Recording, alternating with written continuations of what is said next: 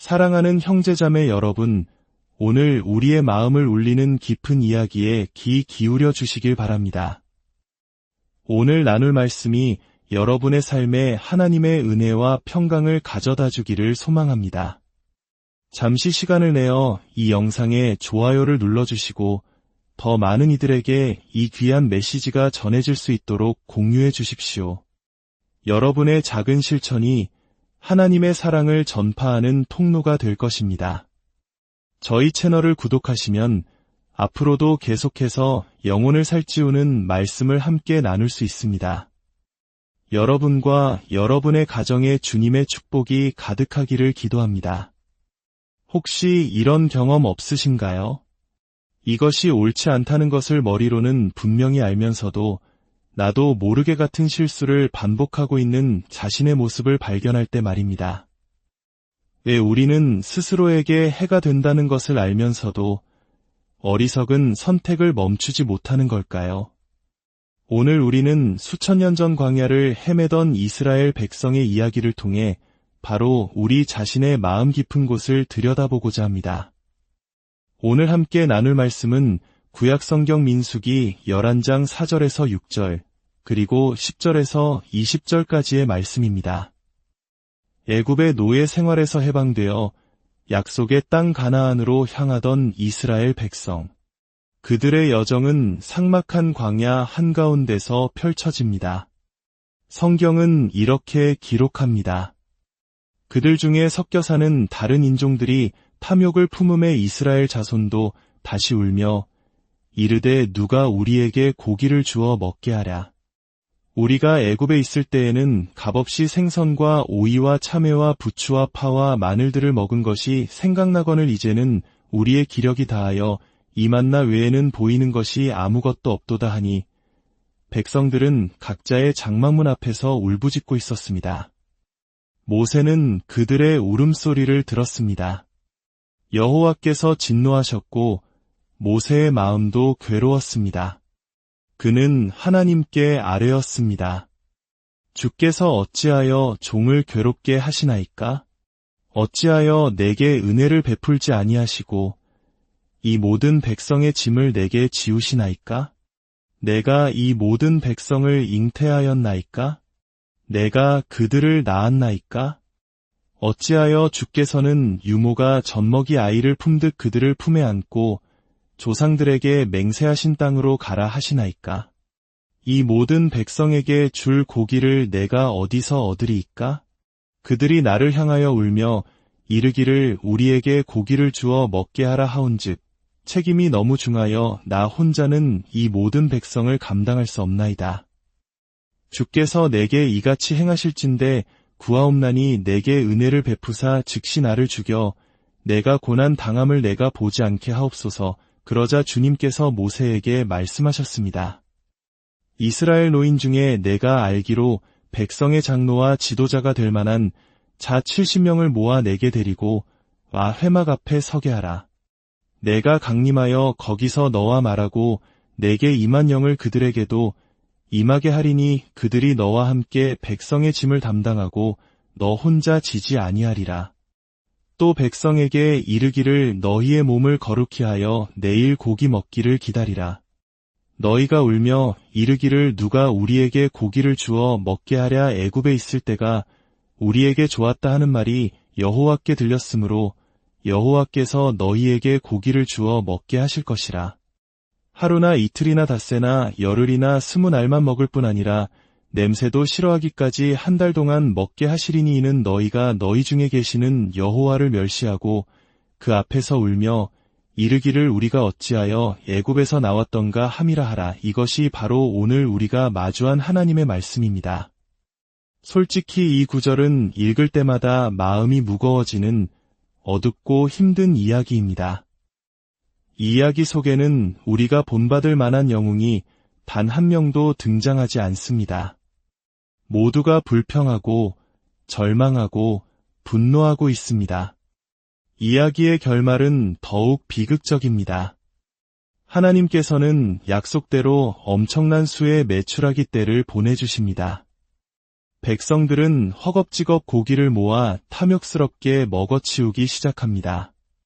하지만 그 고기가 아직 그들의 이 사이에 있을 때 하나님의 진노가 임하여 많은 사람들이 죽고 맙니다. 그리고 그곳의 이름은 기브롯 핫다아와 즉 탐욕의 무덤이라 불리게 됩니다. 누구도 행복해지지 못한 씁쓸한 결말입니다. 그렇다면 왜 우리는 이토록 어두운 이야기를 곱씹어 보아야 할까요? 이 이야기는 인류가 가진 근본적인 문제가 무엇인지, 바로 우리 안에 무엇이 잘못되었는지를 적나라하게 보여주기 때문입니다. 우리 모두는 무엇이 옳은지 알고 있습니다. 거짓말을 하지 말아야 하고 약속을 지켜야 하며 서로를 존중하고 정의롭게 살아야 한다는 것을 모르는 사람은 없습니다. 세상의 모든 종교와 철학이 가르치는 보편적인 진리입니다. 또한 우리는 세상의 모든 비극과 고통이 바로 우리가 그렇게 살지 않기 때문에 발생한다는 사실도 알고 있습니다. 모두가 무엇을 해야 할지 알고 있고 그렇게 하지 않을 때 어떤 끔찍한 결과가 따르는지도 알고 있는데 왜 우리는 계속해서 잘못된 길을 가는 것일까요? 진보적인 정부든 보수적인 정부든 그 어떤 정치체제나 사회 시스템도 수많은 철학과 심리치료도 이 문제를 해결하지 못했습니다. 인류의 역사는 이 어리석음의 반복이었습니다.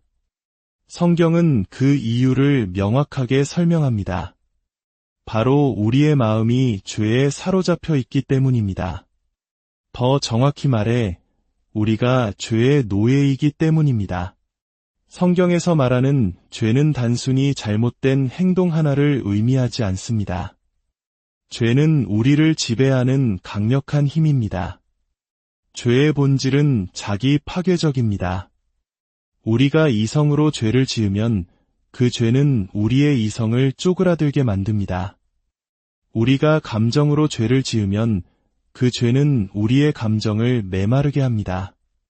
우리가 의지로 죄를 지으면 그 죄는 우리의 의지력과 자제력을 파괴합니다.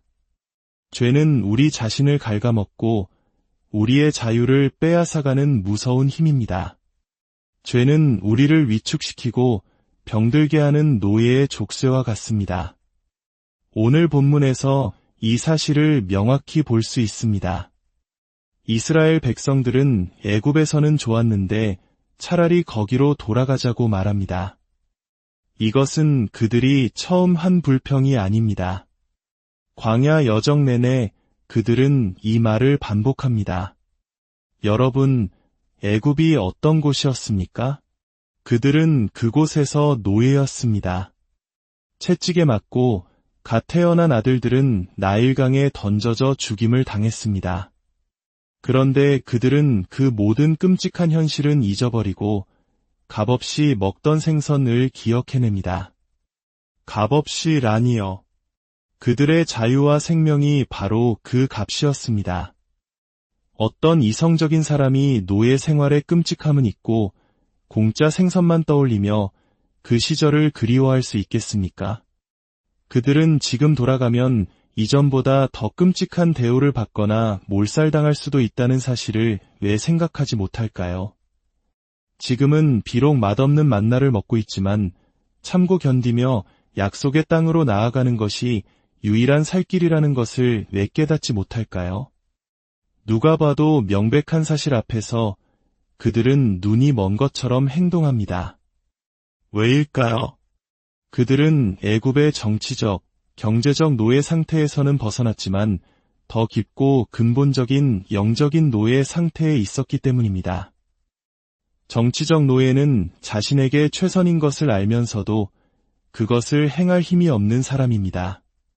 하지만 영적인 노예는 무엇이 자신에게 최선이고 옳은 일인지를 알면서도 그것을 행할 영적인 힘과 의지가 완전히 마비된 상태를 말합니다. 그들은 옳은 길을 갈 능력이 없습니다. 이것은 비단 이스라엘 백성만의 이야기가 아닙니다. 성경은 이 땅의 모든 인간이 바로 이와 같은 영적 노예 상태에 있다고 말합니다.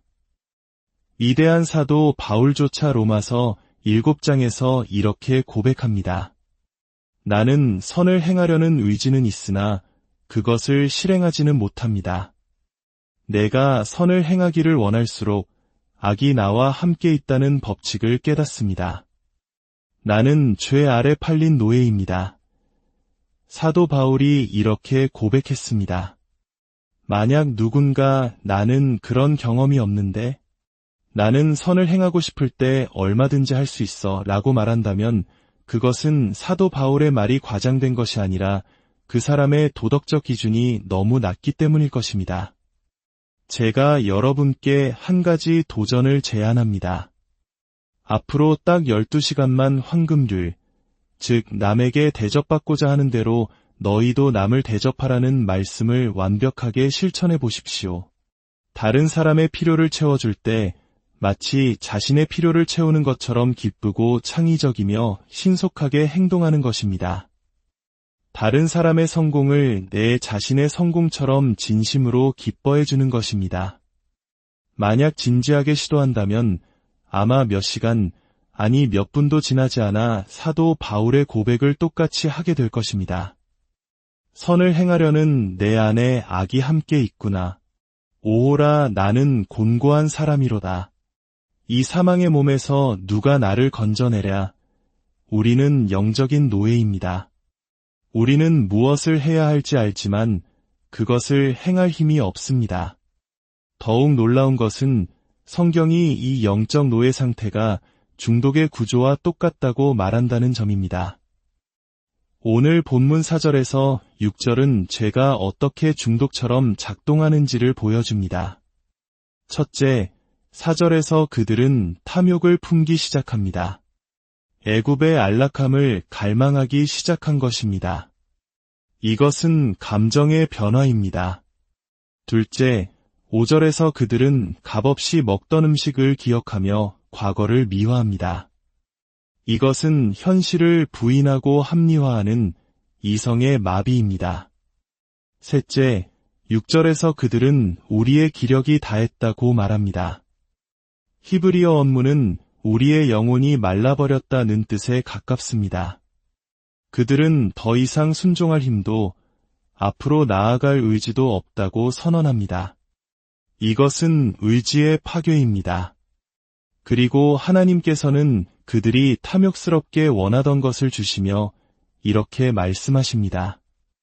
너희가 그것을 먹을수록 점점 더 싫어하게 되어 코에서 나올 때까지 먹게 될 것이다. 이것은 정확히 중독의 패턴입니다. 모든 죄는 중독성을 가집니다. 쓴마음, 시기심, 물질주의, 게으름, 음란함과 같은 모든 죄는 중독의 사이클을 따라 우리 삶을 파괴합니다. 중독이 어떻게 작동하는지 아십니까? 삶의 고통이나 실망 앞에서 우리는 그것을 잊게 해줄 무언가를 찾습니다. 그것은 우리에게 해방감과 통제감을 약속하는 것처럼 보입니다. 하지만 그 유혹에 넘어가는 순간 덫에 걸리게 됩니다. 첫째, 내성이 생깁니다. 어제 나에게 기쁨을 주었던 양으로는 오늘 더 이상 만족할 수 없습니다. 더 강한 자극, 더 많은 양을 원하게 됩니다. 우리의 감정이 무뎌지고 마비되는 것입니다. 둘째, 부인과 합리화가 시작됩니다. 자신의 갈망을 정당화하기 위해 이성을 왜곡하고 기억을 선택적으로 편집합니다. 객관적인 사고가 불가능해집니다. 셋째, 의지력이 완전히 파괴됩니다. 결국에는 자신을 고통스럽게 만드는 바로 그것을 통해 고통에서 벗어나려 하는 모순에 빠집니다. 헤어나올 수 없는 악순환의 늪에 갇히는 것입니다. 성경은 모든 죄가 이런 식으로 작동한다고 말합니다. 하나님께 불순종하는 것이 자유를 줄 것이라고 생각하는 그 순간 우리는 자유를 빼앗기고 있는 것입니다. 내 삶의 운전대를 잡고 있다고 생각하는 그 행동이 사실은 나를 운전석에서 끌어내리고 있는 것입니다. 어떤 분들은 나는 중독자가 아닌데라고 생각할지 모릅니다. 하지만 성경의 관점에서 하나님보다 다른 어떤 것을 더 사랑하고 갈망하는 것이 바로 죄의 본질이며 그것은 중독적인 역학을 가집니다. 혹시 여러분의 삶에서 이런 내성 효과를 느끼지 않으십니까? 그토록 원하던 직장에 들어가면 행복할 줄 알았는데 그 감격은 금세 사라져버립니다. 꿈에 그리던 사람과 결혼하면 모든 것이 완벽할 것 같았는데 어느새 그 설렘은 익숙함으로 변해버립니다. 왜 우리는 늘 공허하고 만족하지 못할까요? 그것이 바로 죄의 중독성 때문입니다. 하나님이 아닌 다른 것으로는 우리의 영혼이 결코 채워질 수 없기 때문입니다. 죄는 우리의 이성마저 파괴합니다. 올더스 헉슬리는 이렇게 고백했습니다. 나는 신이 없기를 바랐다. 왜냐하면 자유롭게 성생활을 즐기고 싶었기 때문이다. 나의 무신론은 성적인 해방을 위한 도구였다. 그는 자신의 욕망이 이성적인 판단을 어떻게 왜곡했는지 솔직하게 인정한 것입니다. 누군가를 향한 미움을 품는 것도 마찬가지입니다. 그 미움을 유지하기 위해 우리는 스스로가 상대방보다 도덕적으로 우월하다고 계속해서 믿어야 합니다. 나 자신의 죄나 약점은 애써 외면하고 상대방의 단점은 부풀려 생각하게 됩니다. 합리적인 사고가 불가능해지는 것입니다. 이 모든 중독의 중심에는 만 있다면 이라는 거짓된 믿음이 자리 잡고 있습니다.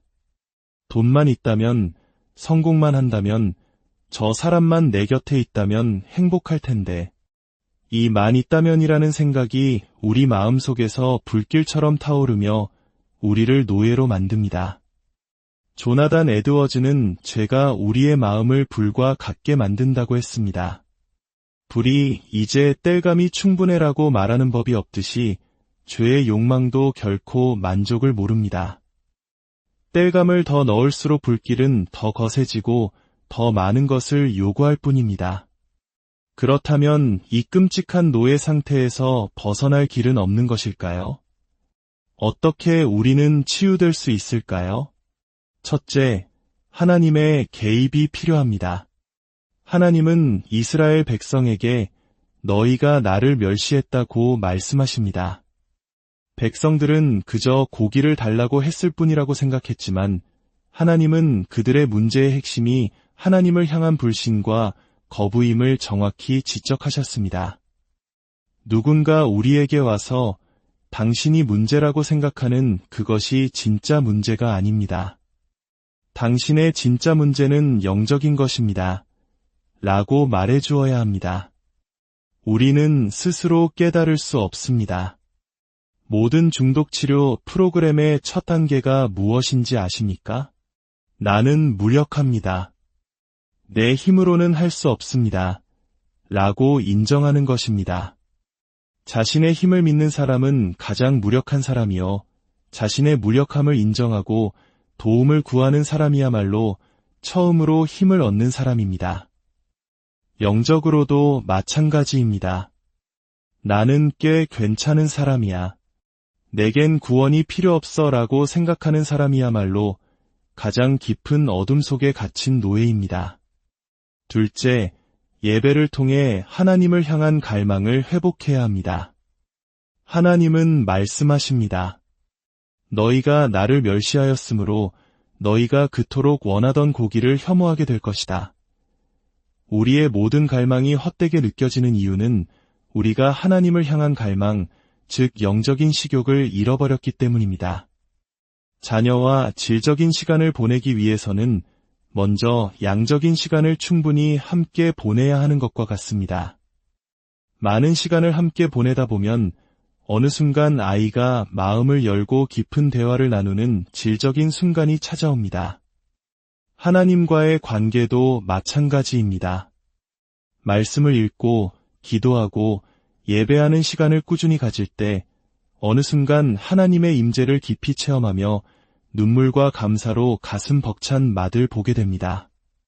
우리의 마음 속에서 만 있다면 이라는 욕망의 불길을 끌 수 있는 유일한 길은 오직 주님만 내 곁에 계신다면 이라는 더 크고 거룩한 불길을 지피는 것입니다. 그것이 바로 예배입니다. 여호와의 선하심을 맛보아 알지어다. 하나님의 선하심을 맛본 사람만이 세상의 헛된 것들로부터 자유로워질 수 있습니다. 주님의 자비는 아침마다 새롭습니다. 어제 놀라웠던 세상의 것들은 오늘 낡아지지만 주님의 은혜는 날마다 새롭습니다. 평생 알았던 성경 구절이 오늘 완전히 새로운 감동으로 다가오는 경험, 그것이 바로 하나님을 맛보는 것입니다. 마지막으로 우리에게는 모세보다 더 위대한 지도자가 필요합니다. 모세는 백성들의 죄의 짐을 지는 것이 너무 힘들어 차라리 저를 죽여주십시오라고 말했습니다. 그는 백성을 약속의 땅으로 인도하는 그 짐을 지기보다는 죽음을 택하겠다고 했습니다. 하지만 히브리서 3장은 우리에게 모세보다 더 위대한 분이 계시다고 말합니다. 그분은 내가 죽기보다는 차라리 그 짐을 지겠다고 말씀하지 않으셨습니다. 그분은 내가 죽음으로써 그들의 짐을 대신 지겠다고 말씀하셨습니다. 그분이 바로 예수 그리스도이십니다. 예수님은 우리에게 자유를 주시기 위해 자신의 자유를 포기하셨습니다. 그분은 우리를 풀어주시기 위해 십자가에 못 박히셨습니다. 그분은 우리를 어둠의 감옥에서 해방시키시기 위해 스스로 쇠사슬에 묶이셨습니다. 그분의 십자가가 우리의 해방이 되었습니다. 우리는 이제 더 이상 무력한 노예가 아닙니다. 우리에게는 위대한 구원자, 우리를 위해 기꺼이 짐을 져주신 예수 그리스도가 계시기 때문입니다. 주님께서는 말씀하셨습니다. 진리를 알지니 진리가 너희를 자유롭게 하리라. 함께 기도하겠습니다. 사랑의 하나님 아버지, 우리에게 참된 자유를 주심에 감사드립니다. 우리가 세상의 헛된 것들을 탐하다 죽음에 이르는 어리석음을 범하지 않게 하시고 먼저 주님 앞에서 우리 자신을 거룩하게 구별하게 하옵소서. 우리의 마음과 생각과 의지가 세상의 것들로 인해 메마르지 않도록 지켜주시고 오직 주님을 우리 삶의 중심에 모시게 하옵소서. 그리하여 주님 안에서 세상이 주는 모든 것들을 참되게 누리는 기쁨을 알게 하소서. 우리를 위해 모든 죄의 짐을 지시고 십자가에 못 박히심으로 우리를 자유롭게 하신 위대한 구원자, 우리 주 예수 그리스도의 이름으로